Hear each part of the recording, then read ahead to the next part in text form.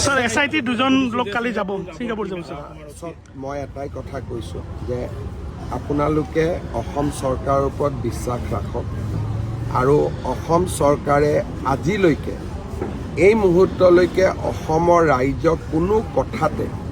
আমি এতিয়ালৈকে এক প্ৰকাৰ হতাশ হ'বলগীয়া কাম কৰা নাই গতিকে বহুত প্ৰচেষ্টা চলি আছে যাক বহুমুখী প্ৰচেষ্টা বুলি কয় আৰু আমি নিশ্চিতভাৱে আমি এই গোটেই ঘটনাটোৰ লগত জড়িত সকলোকে শাস্তিও দিব পাৰিম ন্যায়ো দিব পাৰিম স্যাৰ আদানী আহিছিল যোৱাকালি জুবিন গাৰ্গৰ কাৰণে কিবা কৰিম বুলি কৈছে যদি পৰিয়ালে বিচাৰে কৰাটো প্ৰয়োজন নাথাকে অসমৰ ৰাইজে কৰিব তেখেত আহিছে তেখেতে মোকো লগ পাইছিলে